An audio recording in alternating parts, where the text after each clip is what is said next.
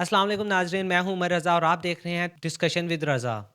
आज की एपिसोड में हमारे साथ मौजूद हैं फ़रहान आरिफ। आज हम उनसे मुल्क के मौजूदा हालात के बारे में बात करेंगे। अस्सलाम वालेकुम। वालेकुम सलाम। अच्छा फ़रहान भाई, आप ये बताएं कि ये जो फ़ाइनल कॉल दी गई थी इमरान खान की, क्या आप इसको कामयाब समझते हैं या फिर आप समझते हैं कि ये नाकाम हो गई है? जी, जहाँ तक फ़ाइनल कॉल की बात है, अवाम और पीटीआई के सपोर्टर्स जितने भी थे, उनकी तरफ से तो ये बिल्कुल एक कामयाब कॉल थी। मगर मैं समझता हूँ कि अली अमीन गंडापुर और बुशरा बीबी, इनकी जो इस कॉल को लेके जितना भी इनका ये प्लान था, वो इतना ख़ास नहीं था और इन्होंने जो अवाम को कहा कि हम वहाँ पहुँचेंगे और वहाँ जब तक वापस नहीं आएँगे, जब तक हमें वहाँ से इय्याका नअब्दु व इय्याका नस्तईन की कॉल नहीं आ जाती, इमरान खान हमें वापस नहीं भेज दिए जाते। तो अवाम ने तो गोलियाँ खाई हैं, वो मरे हैं, मगर बुशरा बीबी जो हैं, वो खुद वहाँ से भाग गईं और अली अमीन गंडापुर भी वहाँ पे नज़र नहीं आए। तो इस हवाले से ये एक बिल्कुल उनकी फ्लॉप कॉल हो गई लास्ट पे आके। तो ये मैं समझता हूँ ये फ्लॉप कॉल थी एक इमरान खान की तरफ से। नहीं, ये आप कह रहे हैं ना कि वो वापस आ के और एक तरफ से कामयाब होगी और आप कह रहे हैं कि मतलब ओवरऑल के वो फ्लॉप है, जी, ठीक है। ओवरऑल फ्लॉप है। लेकिन ये कहा जा रहा है कि अली अमीन गंडापुर थोड़ा कंप्रोमाइज़ लगे, जो कि पहले भी लगते हैं कि वो 12 अजला से वो घूम के आ गए थे पैदल ही चलते हुए बगैर पैसों के, जी। ठीक है। तो बुशरा बीबी ने कहा के बारे में तो ये सुनने को रिपोर्ट्स मिली हैं कि बुशरा बीबी को ज़बरदस्ती वहाँ से अली अमीन गंडापुर का जो स्क्वाड था वो लेके गया डी चौक से। और कहानी जो सुनाई गई है अली अमीन गंडापुर के स्क्वाड की तरफ से या उनकी तरफ से जो भी बयान आया वो ये आया कि बुशरा बीबी को मतलब गोलियां हमारे ऊपर चला दी गई थी, तो मैं इसलिए बचा कर वहाँ से लेके आया हूँ। ठीक है, तो आप इसको क्या समझते हैं कि अली अमीन गंडापुर यहाँ पे सच बोल रहे हैं या फिर बुशरा बीबी अपनी मर्जी से गई हैं, या फिर आप समझते हैं कि ज़बरदस्ती मतलब लेके गए हैं? जी, बुशरा बीबी तो यहाँ पे हमें कॉम्प्रोमाइज़ नज़र नहीं आई हैं, मगर अली अमीन गंडापुर की जानिब से नज़र आया कि जैसे वो कह रहे थे कि गोलियाँ चली तो हमें वापस लेके ही आना था। तो वहाँ पे जैसे ही इस्लामाबाद फ़ाइनल कॉल के लिए गए थे, गोलियाँ और ये सब चीज़ों का तो सामना करना ही पड़ना था, वहाँ पे फूल तो बरसाने नहीं थे उन्होंने।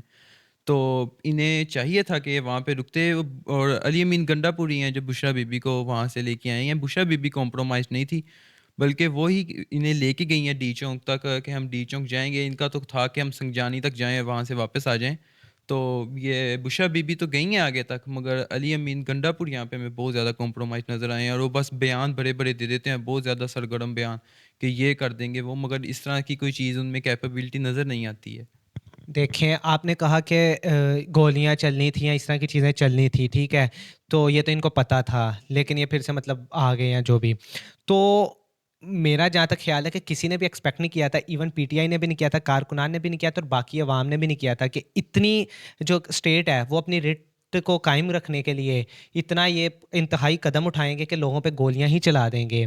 तो मुझे लगता है कि यहाँ पे तो ऐसा नहीं हो था मतलब कि जी, था तो ये बहुत ज़्यादा अनएक्सपेक्टेड कि हुकूमत की जानिब से किसी भी अपनी अवाम पे गोलियाँ चलाई जाएँ, बिल्कुल एक अनएक्सपेक्टेड चीज़ थी।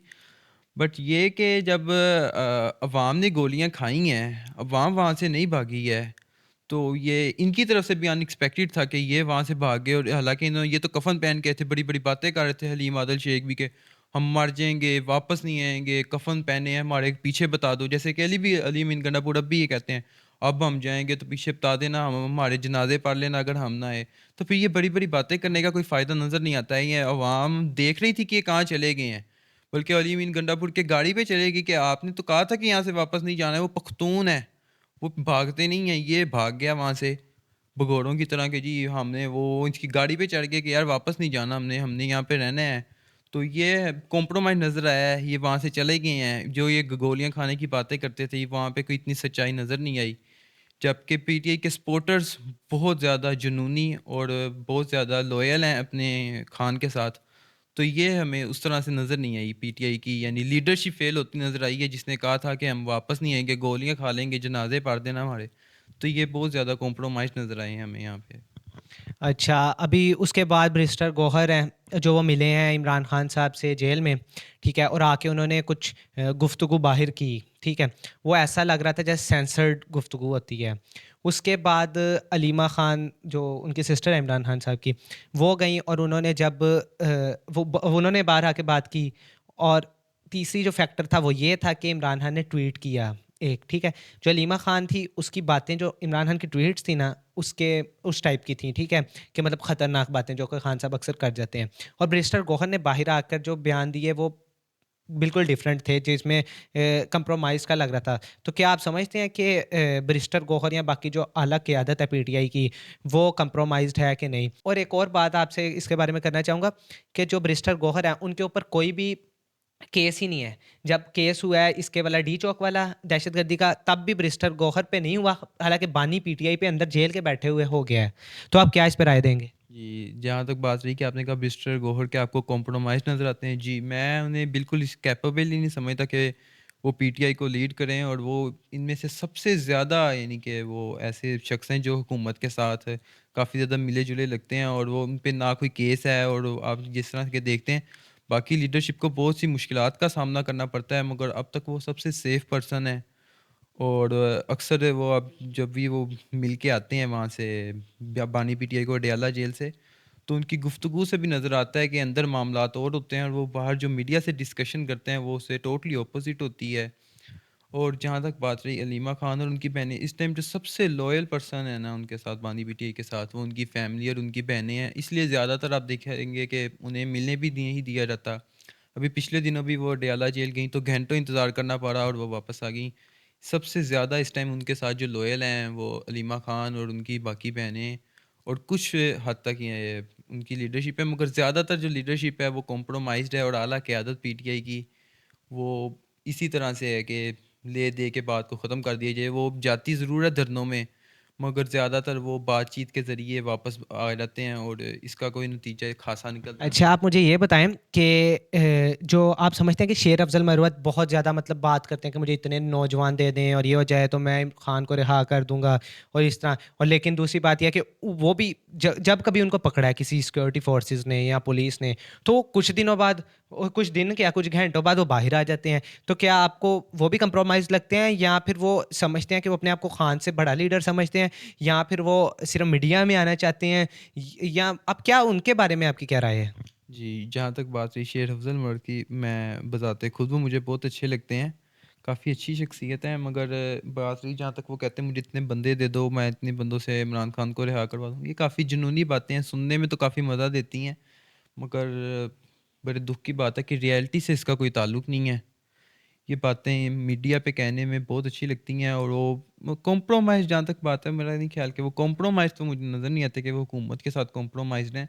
जिस तरह से वो बात करते हैं और हुकूमत को चैलेंज नहीं, करते हैं। देखें, हुकूमत से मुराद आपकी सिर्फ़ हुकूमत है या असल हुकूमत है जो कि एस्टेब्लिशमेंट जिसके कहते हैं? नहीं, हाँ जी, एस्टेब्लिशमेंट की भी जहाँ तक बात है, एस्टेब्लिशमेंट के साथ भी, यानी इस तरह से वो कॉम्प्रोमाइज़ नहीं है। वो बाकी वो ये बात रही कि जो आला क़यादत है पीटीआई की, वो खुद भी उन्हें आगे नहीं रखना चाहते को, और इमरान खान को पता नहीं कैसे जाके बताते हैं कि वो इनके इसका क्या रोल है पार्टी में, और इमरान खान भी मेरा ख़्याल है खुद नहीं चाहते कि वो आगे आएँ, या वो आम आवाम में तो बहुत ज़्यादा पॉपुलर हैं आजकल। चलें, शेर अफ़ज़ल मरवत की तो आपकी राय ले ली। आप मुझे मज़ीद ये बताएँ कि अभी खान साहब ने एक दी है तहरीक है सिविल नाफ़रमानी तहरीक, उसकी कॉल दी है, तो क्या आप समझते हैं कि वो कामयाब हो सकेगी या नहीं? जी, जहाँ तक बात रही इमरान खान की सिविल नाफरमानी तहरीक की, मुझे ये काफ़ी हद तक नाकाम होती ही नज़र आ रही है, कि मेरा नहीं ख्याल कि इसमें कोई कामयाबी की परसेंटेज कोई इतनी ज़्यादा है, यानी कि मेरा नहीं ख्याल कि ये कामयाब हो पाएगी इनकी तहरीक। अच्छा, हमारे साथ मौजूद थे फ़रहान आरिफ़, हमने इनकी राय ली मौजूदा सियासी सूरत-ए-हाल के ऊपर। अब तक के लिए इतना ही, अब मिलेंगे डिस्कशन विद रज़ा की नेक्स्ट एपिसोड में, तब तक के लिए अल्लाह हाफ़िज़। पाकिस्तान ज़िंदाबाद।